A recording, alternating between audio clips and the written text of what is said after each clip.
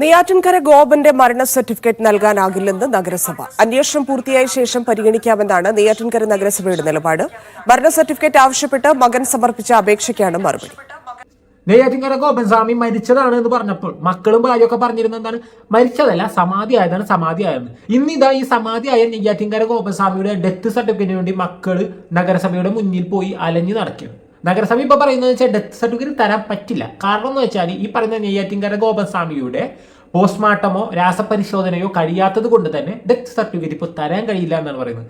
മക്കളിപ്പോൾ എന്തുകൊണ്ടാണ് ഈ പറയുന്ന ഡെത്ത് സർട്ടിഫിക്കറ്റിന് വേണ്ടി പിന്നാലെ നടന്നത്? ഇന്നലെ വരെയും മരണമല്ല സമാധിയാണ് എന്നൊക്കെ പറഞ്ഞ് ബഹളം കൂട്ടി മഹാസമാധി നടത്തി. മഹാസമാധികൾക്ക് പിന്നീടൊക്കെ കുറേ കളികൾ നടന്നിട്ടുണ്ട്.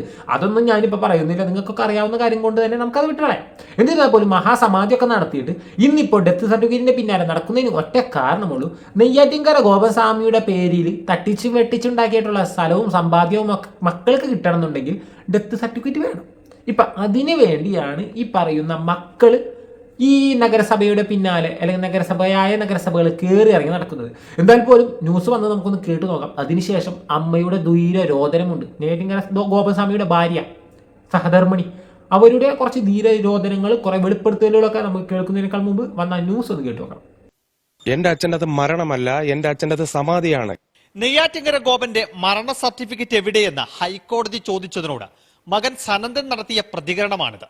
കല്ലറ പൊളിച്ചു, മൃതദേഹം പുറത്തെടുത്തു, പോസ്റ്റ്മോർട്ടം നടത്തി, വീണ്ടും മഹാസമാധി ആഘോഷിച്ച മൃതദേഹം അടക്കി. ശേഷം മക്കൾക്ക് വെളിപാടുണ്ടായിരിക്കുന്നു, മരണ സർട്ടിഫിക്കറ്റ് വേണം. അതിനായി നെയ്യാറ്റിൻകര നഗരസഭ കയറി ഇറങ്ങുകയാണ് മക്കൾ. എന്നാൽ സർട്ടിഫിക്കറ്റ് നൽകാൻ നഗരസഭാ അധികാരികൾ തയ്യാറായില്ല. ഗോപന്റെ മരണകാരണം ഇതുവരെ വ്യക്തമായിട്ടില്ല. ആന്തരികാവയവങ്ങളുടെ സാമ്പിൾ ഫലം കാത്തിരിക്കുകയാണ് പോലീസ്. ഇത് കിട്ടിയാലേ മരണകാരണം വ്യക്തമാകൂ. അപ്പോഴേ സർട്ടിഫിക്കറ്റ് തരാൻ കഴിയൂ എന്നാണ് നഗരസഭയുടെ നിലപാട്. നെയ്യാറ്റിൻകര ഗോപന്റെ സ്വത്തുക്കളിൽ മക്കൾക്ക് അവകാശം ലഭിക്കുന്നതിലുൾപ്പെടെ മരണ സർട്ടിഫിക്കറ്റ് ആവശ്യമാണ്.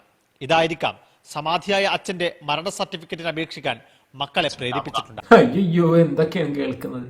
എന്തൊക്കെ ആയിരുന്നു? മരിച്ചതല്ല സമാധിയാണ് എന്ന് പറഞ്ഞിരുന്ന മക്കള് ഇനി പറയുമോ അച്ഛൻ മരിച്ചതാണ് സമാധി അല്ല എന്ന് പറയും? കാരണം മരണ സർട്ടിഫിക്കറ്റ് കിട്ടണമെങ്കിൽ, ഡെത്ത് സർട്ടിഫിക്കറ്റ് കിട്ടണമെങ്കിൽ മരിച്ചെന്ന് നിങ്ങൾ സമ്മതിച്ചു കൊടുക്കണം. അച്ഛൻ്റെ പേരിലുള്ള സ്വത്തും കാര്യങ്ങളൊക്കെ ക്രയവിക്രയങ്ങൾ നടത്തണമെങ്കിൽ അല്ലെങ്കിൽ സ്വന്തം പേരിലാക്കണമെങ്കിൽ, തിന്ന് മുടിക്കണമെങ്കിൽ ഈ പറഞ്ഞ അച്ഛൻ്റെ മരണ സർട്ടിഫിക്കറ്റ്, ഡെത്ത് സർട്ടിഫിക്കറ്റ് കിട്ടണം. സമാധി ആയതാണെന്നും പറഞ്ഞ് പൂജ ചെയ്യാനും അമ്പലം ഉണ്ടാക്കാനും പ്രതിഷ്ഠ വെക്കാനും നടക്കുന്ന മക്കള് പിന്നെ എന്തിനാണ് ഈ ഡെത്ത് സർട്ടിഫിക്കറ്റിന് വേണ്ടി പിന്നാലെ നടക്കുന്നത്? സമാധി ആയതാണെങ്കിൽ ഡെത്ത് സർട്ടിഫിക്കറ്റ് മേടിക്കരുത്. ഡെത്ത് സർട്ടിഫിക്കറ്റ് മേടിച്ച് തന്നെ അച്ഛൻ മരിച്ചു എന്ന് നിങ്ങൾ തന്നെ സമ്മതിച്ചതിന് തുല്യമാണ്. എന്തൊക്കെ പൊല്ലാപ്പായിരുന്നു. മതതീവ്രവാദന്മാരെയും വിളിച്ചു പറഞ്ഞ മക്കളാണ് കേട്ടാ. അതൊക്കെ ഒന്നും ഓർക്കണം. ഇനി ഈ പറയുന്ന ഗോപൻസ്വാമിയുടെ ഭാര്യ കുറച്ച് കാര്യങ്ങൾ പറയുന്നുണ്ട്. നമുക്ക് അതും കൂടി ഒന്ന് കേട്ടു നോക്കാം. എന്തൊക്കെ വെളിപ്പെടുത്തലാണെന്നറിയോ? സമാധി സ്ഥലത്തിന് മുകളില് ശിവലിംഗം സ്ഥാപിക്കാൻ പോവുകയാണ്. ഞായറാഴ്ച എന്തൊക്കെ വീട്ടിൽ നമ്മൾ ഓർഡർ ചെയ്ത് മയിലാടിയിൽ നിന്നാണ് നമ്മൾ ഈ ക്ഷേത്രത്തിന് വേണ്ടി എല്ലാം. അപ്പൊ ഇതിന്റെ ചെലവൊക്കെ വലിയ എമൗണ്ട് ആകത്തില്ലേ? ഞങ്ങൾ 2 പശു നിന്നേനെ കൊടുത്തു.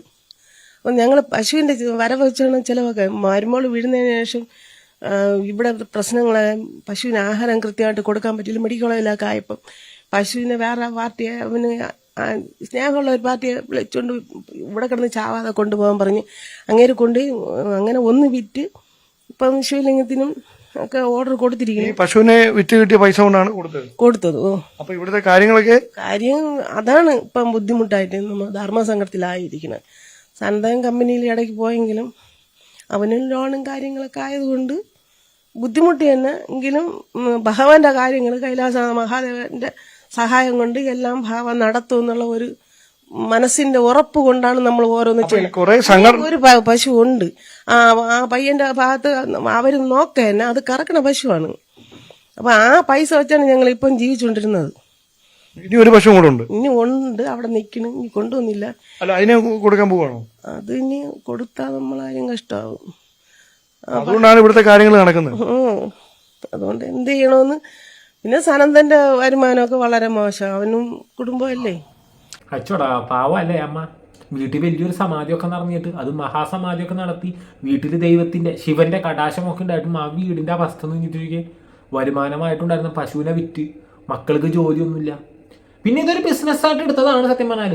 ചില ബിസിനസ്സുകൾ കണ്ടിട്ടുണ്ടല്ലോ, പല രീതിയിലാണ് ഇൻവെസ്റ്റ് ചെയ്യാറ് നമ്മൾ ബിസിനസ്സിൽ. ചിലവർ പണമായിട്ടുണ്ടാവും. പണമില്ലാത്തവരാണെങ്കിൽ സ്വർണം, അല്ലെങ്കിൽ ഈ പറയുന്ന പോലെ തന്നെ സ്ഥലം, ഇതൊക്കെയാണ് നമ്മൾ ഓരോരുത്തർ ബിസിനസ്സിലേക്ക് ഇൻവെസ്റ്റ് ചെയ്യാറ്. ഇവരെന്ത് ചെയ്ത് സ്വന്തം അച്ഛനെയാണ് ഇൻവെസ്റ്റ് ചെയ്തിരിക്കുന്നത്. അതെന്തോ വിജയിച്ചില്ല, പൊളിഞ്ഞു പോയെന്നാണ് തോന്നുന്നത്. ഇനി ചിലപ്പോൾ പറയാൻ പറ്റൂല കേട്ടോ. നാളെ ഈ പറയുന്ന അന്ന് ഈ പറയുന്ന ഹിന്ദു സഹായ സമിതി അങ്ങനെ കുറേ ആൾക്കാരുണ്ടായിരുന്നില്ല, നാളെ അവർ കുറേ നാടകമൊക്കെ ആയിട്ട് വന്നിട്ടുണ്ടാവും. ചിലപ്പോൾ ഈ പറയുന്ന സമാധിയുടെ മുന്നിൽ വന്ന് പ്രാർത്ഥിച്ചതിന് ശേഷം പ്രസവിച്ചുന്ന, അല്ലെങ്കിൽ നഷ്ടപ്പെട്ട് വീണ്ടെടുത്തുന്ന, ഇനി അതല്ലെങ്കിൽ ഇപ്പൊ കുറെ ഇതുണ്ടല്ലോ, മതം പറഞ്ഞ ഒരാളെ ഞാൻ കളിയാക്കാൻ തീരുമാനിച്ചിട്ടില്ല. എങ്കിൽ ഞാൻ ആഗ്രഹിക്കുന്നില്ല. ഓരോരുത്തർക്കും ഓരോ വിശ്വാസങ്ങളുണ്ട്. പക്ഷെ ആ വിശ്വാസങ്ങളെ മുൻനിർത്തിയിട്ട് ഇതുപോലെയുള്ള നാടകങ്ങൾ കാണിക്കുമ്പോൾ എങ്ങനെയാണ് പറയാതിരിക്കാന്ന് വിചാരിച്ചിട്ടാണ് പറഞ്ഞു പോകുന്നത്. അതുപോലെയുള്ള ഏതെങ്കിലുമൊക്കെ നാടകങ്ങൾ കാണിച്ച് മണ്ടന്മാരായ വിശ്വാസികളുണ്ടല്ലോ, എന്ത് വിവരക്കേട് കണ്ടാലും അത് വിശ്വാസത്തിന്റെ മുഖമായിട്ട് കണ്ടിട്ട് അതിൽ പണം ഇൻവെസ്റ്റ് ചെയ്യുന്ന ആൾക്കാർ, അങ്ങനെയുള്ള ആൾക്കാരൊക്കെ ഇനി വരാതിരിക്കില്ല. നാളെ നല്ല ഈ പറയുന്ന ഒരു ബിസിനസ് ആകുമ്പോൾ അങ്ങനെയാണല്ലോ, തുടങ്ങുമ്പോൾ തന്നെ ചിലപ്പോൾ വിജയം ഉണ്ടാവില്ല, പയ്യെ പയ്യായിരിക്കുള്ള അതിന് വിജയം ഉണ്ടാവുന്നത്. അതേപോലെ ഇവരിപ്പോൾ ഈ പറയുന്ന സ്വന്തം അച്ഛനെ തന്നെ ഇൻവെസ്റ്റ് ചെയ്തിട്ടൊക്കെയാണ്. നാളെ ഇതൊക്കെ ഒരു ക്ഷേത്രമായി ഇപ്പം ഇവർ തന്നെ പറയുന്നുണ്ട് അവിടെ ഈ പറയുന്ന എന്താണ് പ്രതിഷ്ഠ നടത്തണം. ഈ പ്രതിഷ്ഠയ്ക്ക് വേണ്ടിയൊക്കെയാണ് ഇവർ പശുവിനൊക്കെ വിറ്റേക്കണ്. ഇപ്പോൾ ഇതൊരു അമ്പലമാക്കാൻ പോകുന്നതൊക്കെയാണ് മകൻ പറയുന്നത്. എന്തായാലും പോലും അമ്മ കുറച്ചും കൂടി കാര്യങ്ങൾ പറയുന്നുണ്ട്, അതും കൂടി കേട്ട് നോക്കാം. ഈ ക്ഷേത്രം വെച്ചിട്ട് മനുഷ്യ ജാതിയോ വേറെ നമ്മൾ നോക്കാൻ പാടില്ല, ദൈവം കൊണ്ടുപോയി നമ്മൾ. കാരണം അങ്ങനെയുള്ള ഭഗവാനാണ് ഇവിടെ ഇരിക്കുന്നത്. നിങ്ങൾക്ക് എനിക്ക് എല്ലാവർക്കും ജന്മം തന്നത് ആ ശിവനാണ് ഇരിക്കുന്നത്. ഞാൻ തെറ്റിയത് എന്നെ അടിക്കും. ആരാണ് തെറ്റിയത് ഉടൻ കൊടുത്തില്ലെങ്കിൽ സ്വല്പം കഴിയുമ്പോഴെങ്കിലും. അതുകൊണ്ട് നമുക്ക് സംശയമൊന്നുമില്ല. നാട്ടുകാർ സംശയിച്ചാലും നമുക്ക് വിരോധമില്ല. നമുക്ക് ഇനി എവിടെ പോവാൻ ഒന്നീ ഇതിനെല്ലാം കാരണം നിശ്ചയിച്ചിട്ടുണ്ട്. എങ്ങനെ ഇരിക്കുന്നു, എന്തൊക്കെ ആയിരുന്നു ആ സമാധിയുടെ മുന്നിൽ ഈ പറയുന്ന മക്കളും അമ്മയും കാണിച്ചു കൂട്ടിയ കാട്ടായങ്ങളൊക്കെ കണ്ടതല്ലേ. ഇതൊക്കെ മുസ്ലിം തീവ്രവാദമാണ് എന്ന് വിളിച്ചു പറഞ്ഞ അമ്മയാണ് പറഞ്ഞത്. ഇവിടെ മതങ്ങളൊന്നുമില്ല, സർവ്വ മതങ്ങളും ഒരു ചരാചരങ്ങൾ എന്നൊക്കെ പറയുന്നവരാ. സത്യം പറഞ്ഞാൽ ഇവരെന്തിനാണ് ശിവനെ കൂട്ടുപിടിക്കുന്നതാണ് എനിക്കറിയാത്തത്. മനുഷ്യന്റെ ഫീലിങ്സിനോട് ഏറ്റവും അടുത്തിരിക്കുന്ന ദൈവം ഏതാണെന്ന് വെച്ചാൽ ശിവനാണെന്ന് പറയും. കാരണം സാധാരണക്കാരൻ്റെ പോലെ പെട്ടെന്ന് ദേഷ്യം വരുന്ന ഒരു വ്യക്തി ഒരു ദൈവമാണ്. അതേപോലെ തന്നെ ഇമോഷണലായി നോക്കിയാൽ ഏറ്റവും കൂടുതൽ ബ്രേക്കപ്പ്, ഏറ്റവും കൂടുതൽ ഇമോഷണലായിട്ട് നിൽക്കുന്ന ഒരാൾ ആരാണെന്ന് വെച്ചാൽ ശിവനാണെന്ന് പറയും. അപ്പോൾ അത്രത്തോളം മനുഷ്യനായിട്ട് കണക്റ്റഡ് ആയിട്ടുള്ളൊരു ദൈവമാണ് ഈ ശിവൻ. ആ ശിവനെ ഇവർ കൂട്ടുപിടിച്ചിട്ടാണ് ഈ പറയുന്നത്. സത്യം പറഞ്ഞാൽ ഏറ്റവും കൂടുതലും ദേഷ്യമുള്ളതാണ്. ഇനി അതുകൊണ്ടാണ് ഇവരെ ബിസിനസ് ഇപ്പം വിജയിക്കാത്തതെന്ന് എനിക്കറിയില്ല കേട്ടോ. ഇനി ഇവർ പിന്നെ സത്യസന്ധത കേട്ടോ, അമ്മനൊന്നും പറയരുത്. കാരണം മുമ്പൊക്കെ അമ്മ എന്തെങ്കിലും സംസാരിക്കുമ്പോൾ നിങ്ങൾ ക്വസ്റ്റ്യൻ പേപ്പർ തരൂ, ഞാൻ ആൻസർ ചെയ്യാമെന്ന് പറഞ്ഞ അമ്മ ഇപ്പം ക്വസ്റ്റ്യൻ പേപ്പർ ഇല്ലാണ്ടൊക്കെ ആൻസർ ചെയ്യുന്നുണ്ട്. അതിലമ്മ തന്നെ പറയുന്നുണ്ട് എല്ലാത്തിനും ഫസ്റ്റ് പണമാണ് ആവശ്യം, ഈ പണത്തെ ആണ് മുൻനിർത്തുന്നതെന്ന് അമ്മ തന്നെ പറയുന്നുണ്ട്. അതിനൊക്കെ വലിയ മനസ്സാട്ടോ. അതിനൊക്കെ നമ്മൾ എന്തായാലും ഈ അമ്മനെ നമിച്ചേ പറ്റൂ. കാരണം അമ്മനെ പറയുന്നു പണമാണ് അൾട്ടിമേറ്റ്. കേട്ടു, ഞാൻ പറഞ്ഞല്ല, അമ്മ പറഞ്ഞാണ്. എന്റെ ഭർത്താവ് എന്ന് പറഞ്ഞ ആള് സമാധിയായി. അതിന്റെ പൂജയാണ് മോള് നേരത്തെ പറഞ്ഞു കൊടുത്തോണ്ട് അമ്മ അതനുസരിച്ച് ചെയ്തു. നമ്മള് ഒരു ഭാഗത്ത് ഈ കൗൺസിൽ എന്ന് പറഞ്ഞ അവരെ വിളിച്ച് അറിയിച്ചില്ല. ആ ബുദ്ധിയൊന്നും നമുക്കില്ലായിരുന്നു. എന്റെ ഭർത്താവാണ് എല്ലാ ഈ രാഗങ്ങളൊക്കെ തയ്യാറാക്കണം, അങ്ങോട്ടും ഇങ്ങോട്ടൊക്കെ പോണത്. മക്കളെ ഏൽപ്പിച്ചത് ഒന്നും ഏൽപ്പിച്ചിട്ടില്ല, എല്ലാം എന്റെ ഭർത്താവിന് ചെയ്തുകൊണ്ടിരുന്നത്. അതുകൊണ്ട് മക്കള് അച്ഛനുമായിട്ടുള്ള ബന്ധമല്ലാതെ രാഗപരമായിട്ടും ഈ മുനിസിപ്പാലിറ്റി ഇങ്ങനെ കയറണം, പഞ്ചായത്ത് പോകണം, അങ്ങനെ പോകണം, ഇങ്ങനെ പോകണം എന്നൊക്കെ നമുക്ക് പിന്നീടാണ് മനസ്സിലായത്. നിങ്ങൾ കുടുംബ ട്രസ്റ്റാണോ അതോ നിങ്ങളുടെ മാത്രം പേരുള്ളതാണോ? ഇപ്പം നാട്ടുകാരെ കമ്മിറ്റി അങ്ങനെ കൂട്ടിയിട്ടുണ്ട്. ട്രസ്റ്റ് കുടുംബത്തിലുള്ളവരെ തന്നെ. കൊറോണ ശേഷം വലിയ നന്ദി വന്നില്ല. പിന്നെ ഇതിനിടയ്ക്ക് ഈ വഴിയുമായി ബന്ധപ്പെട്ട പ്രശ്നം എന്തോ? ഈ വഴി ഇവിടെ കയറാൻ പറ്റുന്ന വഴിയാണോ അതോ അതെല്ലാം ഇപ്പൊ ഇത്രയും കലിപ്പ് ഈ റോഡ് ആ വീട്ടിൽ പോകാൻ വേണ്ടി നമ്മൾ ആവശ്യപ്പെട്ടു. അപ്പോൾ നമ്മൾ നോക്കിയപ്പോ രണ്ടാം ഒരു മതിലായുള്ളൂ. ഇത് വലിയ ക്ഷേത്രമാണ്, അമ്പലം. അത് നമ്മൾ ചെറിയ കണക്കിനാണ് ക്ഷേത്രം വയ്ക്കാൻ തച്ചനെയും ശില്പിയൊക്കെ കൊണ്ടുവന്ന്. തച്ചൻ ഈ ഭൂമി അനുസരിച്ച് വച്ചപ്പോഴും വലിയ അമ്പലം ആയിപ്പോയി. ശില്പി എന്റെ ഭർത്താവിന്റെ ഒരു അളിയനായിരുന്നു ഈ ക്ഷേത്രത്തിന്റെ ശില്പി. ഗർഭഗൃഹമുള്ള ക്ഷേത്രമാണ്, എല്ലാം പൂർണ്ണമായി. മനസ്സിലാകണം. ഇനി ദ്യാവിക്കും ഗണേശന് അതിനകത്ത് സ്ഥാനം എല്ലാം ഇട്ടിട്ടുണ്ട്. പൈസ തന്നെ സാമാനൊക്കെ വെച്ച് ഒക്കെ ആക്കും. പിന്നെ കുറച്ച് പൈസ കൂടുതലുണ്ട്. മതിലിനകത്ത് ബലിക്കൽപുര, കൊടിമരം ഇങ്ങനെ വരുമ്പോൾ രണ്ടാമത്തെ മതിലിന്റെ വഴിയാണ് ഈ കെട്ടിടടിച്ചിരിക്കേണ്ടി വരും. രണ്ടാമത് അപ്പൊ അവർക്ക് റോഡ് കൊടുത്തു കഴിഞ്ഞാൽ ക്ഷേത്രത്തിന്റെ വികസനം പറ്റൂല. അതാണ് കാരണം. അല്ല ഞങ്ങൾക്ക് ആരുടെ ശത്രുതയില്ല. BJP പലവരും സ്വാമിമാരും ഒക്കെ വരണം. എല്ലാരും സാമ്പത്തിക ശേഷിയാണ്.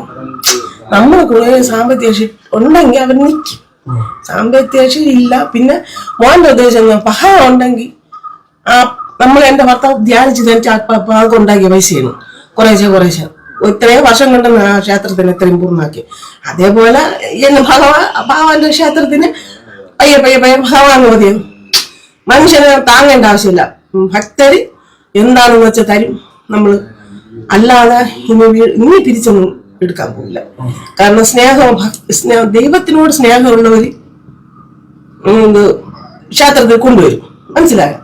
അത് നമ്മൾ എടുക്കുകയും ഇല്ലാതെ തർക്കങ്ങൾ പറഞ്ഞ് നമ്മൾ അവരോട് പിന്നെ വഴക്കിനൊന്നും പോവുകയും നമ്മൾ ആർക്കും ഗ്യാസും കൊടുത്തിട്ടില്ല. ഭഗവാന് വേണ്ടി നമ്മൾ നിന്നു. ഇത് പണത്തിന് പണം നാട്ടുകാരെ പറ്റിച്ചു. ഓരോ സ്ഥലത്തിന് ഈ അമ്പലം എന്ന രീതിയിൽ അമ്പലം കെട്ടാനായിട്ട് ആദ്യം ഈ കാവും അതൊക്കെ വെച്ചിട്ട് പറ്റാവുന്ന അത്രയും സ്ഥലങ്ങൾ നാട്ടുകാരെ പറ്റിച്ച് വെട്ടിപ്പിടിച്ചു. പല രീതിയിൽ നാട്ടുകാരെ പറ്റിച്ചു.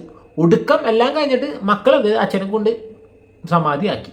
ഏതൊക്കെ രീതിയിൽ നാട്ടുകാരെ പറ്റിക്കാൻ പറ്റും ആ രീതിയിലൊക്കെ പറ്റിച്ചാണ്. പക്ഷേ ഇവർ സമ്മതിക്കണം കേട്ടോ. ഒക്കെ അൾട്ടിമേറ്റ് പണമാണെന്ന് സമ്മതിക്കാണ്ട് ഇല്ലെന്നൊന്നല്ല പറഞ്ഞു. ഇനി അടുത്ത ബിസിനസ് ട്രിക്ക് എന്ന് പറഞ്ഞാൽ ഇതൊരു അമ്പലമാക്കിയാണ്. അതാണ് ഇനി മക്കളുടെ പ്ലാൻ. ഇതൊരു അമ്പലമാക്കിയിട്ട് അവിടെ ഈ പറയുന്ന ഭക്തജനങ്ങളുടെ ഒഴുക്ക് ഉണ്ടാക്കിയിട്ട് അത് വെച്ച് പണം ഉണ്ടാക്കാനുള്ള പ്ലാനാണ്.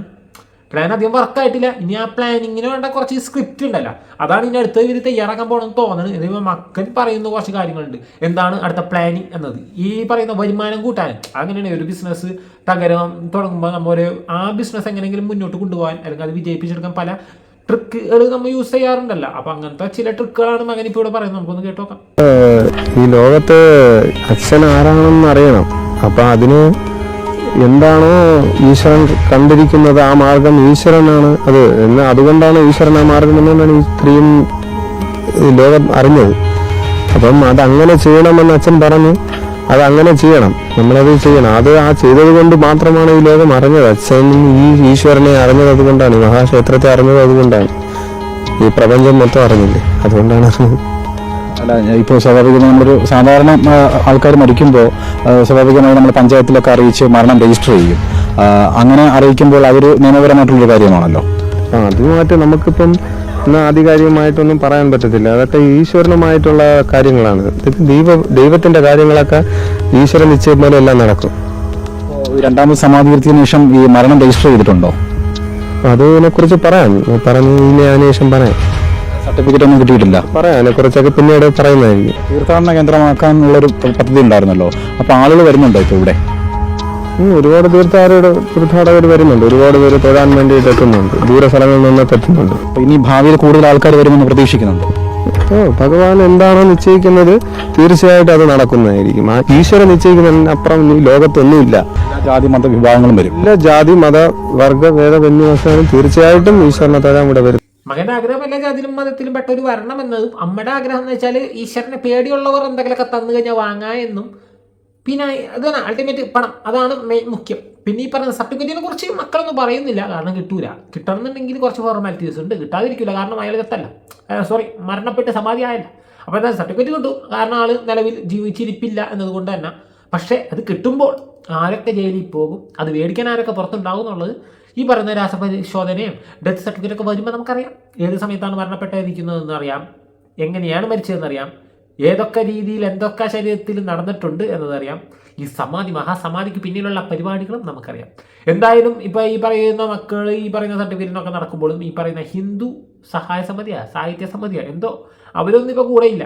കാരണം എന്ന് വെച്ചാൽ എന്താണ്, ഈ സർട്ടിഫിക്കറ്റ് കിട്ടിയില്ലെന്നുണ്ടെങ്കിൽ ഈ പറയുന്ന സ്ഥലവും കാര്യങ്ങളൊക്കെ അവരുടെ ട്രസ്റ്റിലേക്കായിരിക്കും പോകുന്നത്. കാരണം അവർക്ക് അത് പ്രോഫിറ്റാണ്. ഈ അമ്പലവും കാര്യങ്ങളും അതേപോലെ തന്നെ ഈ പറയുന്ന സമാധിയും കാര്യങ്ങളൊക്കെ അവരുടെ ട്രസ്റ്റിലേക്ക് പോകും. അപ്പോൾ അവരെന്തായാലും അന്നത്തെ ആ ഒരു കലബില കഴിഞ്ഞിട്ട് അവർ പോയതാണ്. പിന്നെ ഒരു ഹെൽപ്പിന് അവരുണ്ടായിട്ടില്ല. ഈ കോലാഹലങ്ങളൊക്കെ ഉണ്ടാക്കിയവരാണെങ്കിൽ അല്ലെങ്കിൽ അതിനുവേണ്ടി കൊടി പിടിച്ച് മഹാസമാധി നടത്താൻ മുൻപിൽ നിന്ന് ആൾക്കാരോട് ഒന്നേ ചോദിക്കാനുള്ളൂ, ഈ സമാധിയുടെ വീട്ടിലുണ്ടായിരുന്ന മക്കളും ഭാര്യയും മരുമോളൊക്കെ പട്ടിണി കിടക്കുകയാണ്. വീട്ടിലെ ആകെയുള്ള ചെലവിന് കൊടുക്കുന്ന പശു, മക്കൾ 2 മണിക്ക് പോകില്ല, അപ്പം ചെലവിന് കൊടുക്കുന്ന പശു പോലും ഇപ്പോൾ പട്ടിണിയാണ്. എന്തുകൊണ്ടാണാവോ ഇവരൊന്നും അത് നോക്കാത്തത്? പുതിയ ആൾദൈവങ്ങൾ ഉണ്ടാക്കുമ്പോൾ മനുഷ്യർക്ക് തിന്നാൻ കൊടുക്കാൻ ശ്രമിക്കുക.